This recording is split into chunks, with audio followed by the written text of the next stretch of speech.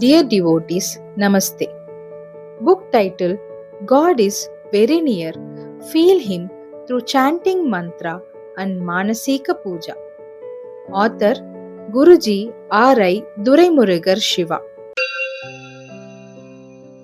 Gnana Yoga. Brahman, eternal. Worldly life, temporary.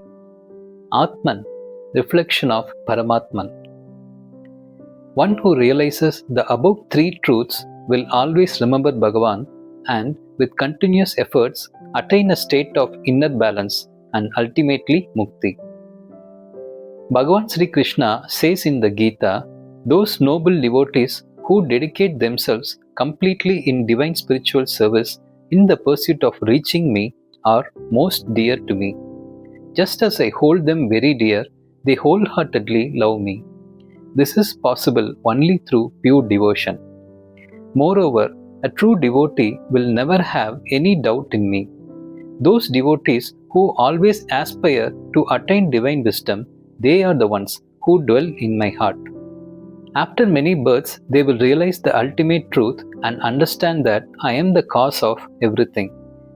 They surrender themselves to me in devotion. These are the wise, and they are very rare to find.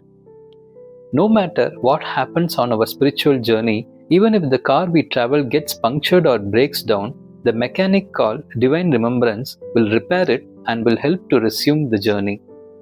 For anyone who wants to attain Gnana, a true Guru is needed. Just as learning mathematics requires us to know and memorize its formulas, the pursuit of Gnana Yoga requires us to follow certain guidelines. 1. To develop the ability to remember Bhagavan always. 2. Attaining Bhagavan should be the ultimate goal. 3.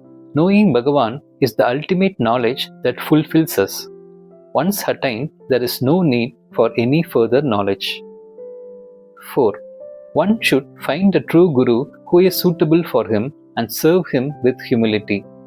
One should ask all questions politely and receive Guru's blessings along with answers. Such a disciple will then receive the highest wisdom from Sadguru. 5.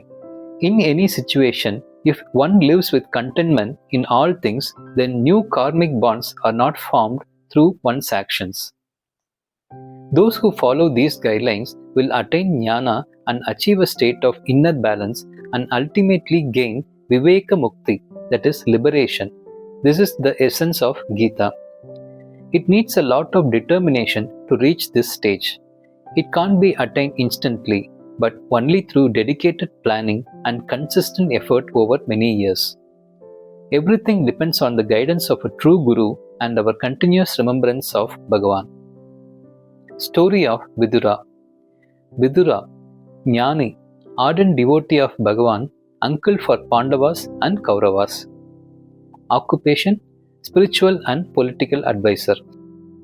Knowledge and wisdom are preserved by rigorous discipline. This is his golden proverb. Continuous practice of dhyana and chanting of mantras are essential for acquiring spiritual wisdom. This is the truth. Vidura had mastered the knowledge of many fields. King Dhritarashtra used to respect him and seek his advice. He would not intervene in anything on his own, but when consulted, he would answer them correctly and remain in divine remembrance. Such was his nature. When Duryodhana was born, his cry resembled the braying of a donkey. At that moment, Vidura warned that this child would bring great disaster to the family and urged them to cast him into the sea. He told them boldly, "You have 100 children. Why are you hesitating to abandon just one?" Whenever Kaurava's misdeeds increased, he was able to manage them with his wisdom. Vidura did not directly obstruct Duryodhana and his allies. At the same time, he carefully kept a watchful eye on Pandavas so that they would not fall prey to his cruelties. We can understand this by the way he saved them from the wax palace. When Draupadi was standing in the royal court and raised sharp questions, Vidura was the one who answered all of them. Duryodhana declared through his father that he would not give the rightful share that belonged to the Pandavas. Sanjaya, who went as a messenger, came back and warned Dhritarashtra, "If you do not make peace with Pandavas, you will have to lose all your 100 sons and your kingdom." Vidura consoled and advised Dhritarashtra, who was gripped by fear. Though he did not like to be on the side of falsehood, he realized that it was not righteous for him to side with Pandavas and often found solace in divine remembrance.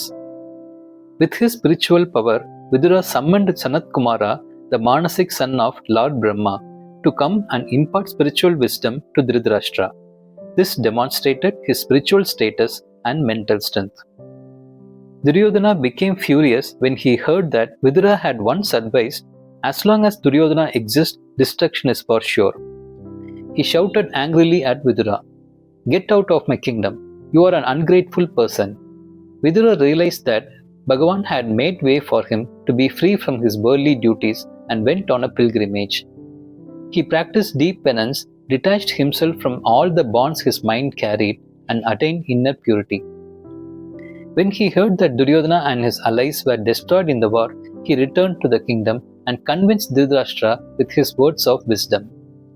Following Vidura's instructions, Dhritarashtra, Gandhari, and Kunti sat on the banks of the river Ganga, remaining in deep penance towards Bhagavan and attained Sadgati. Vidura then sat under a tree in a forest, detached himself from the concerns of his body, and became one with Bhagavan. There are two types of people in this world. The eternal path, Nitya. This is a spiritual world.